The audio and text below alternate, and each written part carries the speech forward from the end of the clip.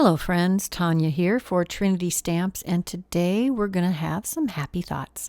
It's springtime and I would love to have some more happy thoughts.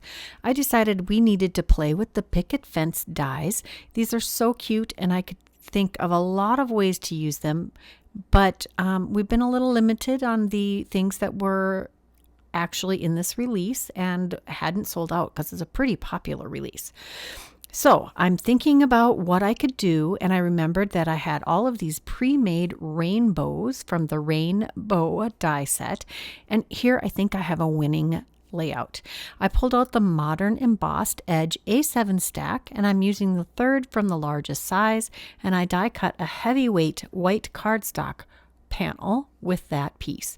Now I'm planning out where I want to put this fallout piece die. This picket fence window die is adorable. You can use it as a window or you can use it as an element on your card. I'm trying to center it on the bottom portion of this panel that we're going to layer on a 5x7 card. I'm peeling off our low tack tape, which had been used a few times. That piece might need to be retired. We'll flick out the extra pieces here and slide the end of this beautiful rainbow die cut assembled piece. I had created this rainbow with some glitter cardstock in a previous video, and I'll try to link that up above here.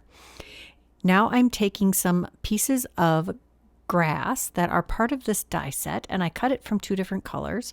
I have these two cloud dies, and I cut those from some shimmery white cardstock, and I'm planning out my card design.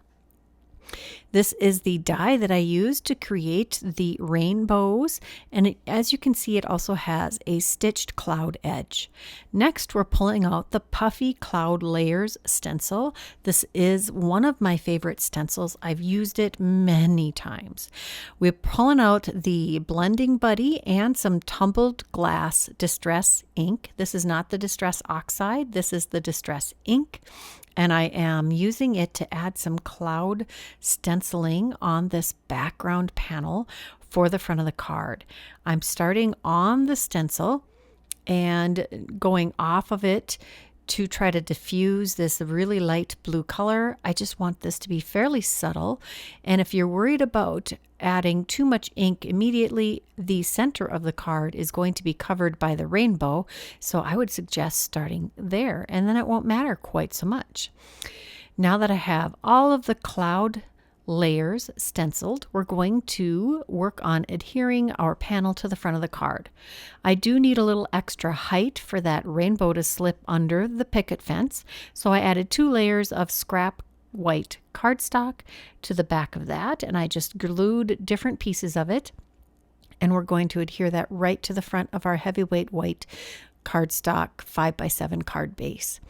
Next, we're going to add some glue behind our rainbow and slip that into the picket fence area and line up the top edge with the top edge of the panel that we had just glued to our card base. Going well so far. Next, we're going to take our grass layers and we're going to make sure we cover the space below the rainbow that is not rainbow, because it was not quite as long as I thought. I could have brought that window die cut up a little higher than I had it. I did take another layer of the darker green cardstock and cut that with the grass, and now I'm adding that, and that fits just perfect. Looks like I planned it that way. Now we're going to add the clouds. We want 3 clouds. I'm going to have the bigger cloud in the middle, and the 2 smaller clouds are going above and below it, creating a nice triangular pattern with these. Triangles are a very tried and true basis of design, and this is adorable. Next, we're going to pull in the Simply Sentimental Happy stamp and die set. All of the Simply Sentimental stamps and dies are, I believe, essentials in your stamping room. They cover so many different occasions, and you can combine them in so many ways.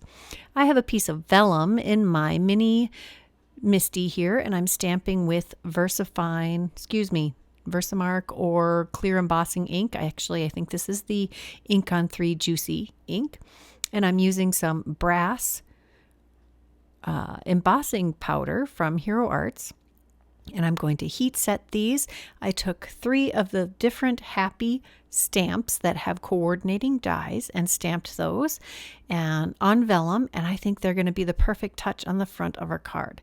Here I'm making sure that that embossing folder is enough of a contrast for them to show up on the front of the card. I've die cut those with the coordinating dies, and now I'm just going to adhere those with little dots of glue just behind the embossing, and it seems to hide perfectly behind that. I'm just going to do that for each of these embossed and die cut happies. And you could make this say happy, happy, happy birthday, happy thoughts, happy day, happy celebration. You could customize that in any way. I think it just is so cute that the happies are flowing up with our rainbows. And that glittery rainbow, I still have, well, how many colors are there? Several. I'll have that many rainbows. Next, I took the Rainbow Reflections gems. Those are still available in the Trinity shop, and I'm adding those scattered along the outer edges of our rainbow on the front of the card. It just needed that extra bang. I tend to do these in groupings of 3s also. And I'm using my pickup stick and some precision glue to adhere those. Remember, we have the Crafty Gluefriend in the Trinity shop. I just can't use it because I'm allergic. It's still a fantastic glue. Some of the best glues are ones that I can't use. I'm using the Tidy tray here. It is the perfect way to get your embellishments back in your package, unless you're sloppy like me, and then your pickup stick helps you pop them back in. Next, we're going to take the Puffy Cloud layering stencil again, and we're going to stencil all the way up the inside of the card. Now this actually went a lot smoother because I wasn't trying to avoid the picket fence like I was on the front of the card, because I didn't want the clouds to go over that picket fence area. It was a little less smooth when I was doing my stenciling across the front. This went super smooth and super easy. Next, we're going to take VersaFine Clair Nocturne ink, and we're going to take 3 stamps from the Simply Sentimental Happy stamp set. We're going to use one of the same happies that we used for the front. We're going to put Sending You Happy Thoughts, and I thought that turned out great. One of the secrets to getting beautiful stamping for your sentiments on the inside is to make sure you give it a little time to absorb into your paper. Next, I'm taking the Distress watercolor crayons that I have sharpened into this palette, and I'm picking up the color with a damp paintbrush and just adding color to different sections of the word happy. I did a red, an orange, now I'm using a yellow. I believe it's probably candied apple, carved pumpkin, squeezed lemonade, twisted citron, and I bet I reach for salvage patina. Or is that Salty Ocean? That might be Salty Ocean. Yep. And there we have all of those pieces added as a nice, happy rainbow. That's my entire card for today. I hope you enjoyed it. If you did, please give this video a thumbs up. Leave me a comment. I'd love to hear what you have to say. If you haven't subscribed to this channel, now would be a great time to do that.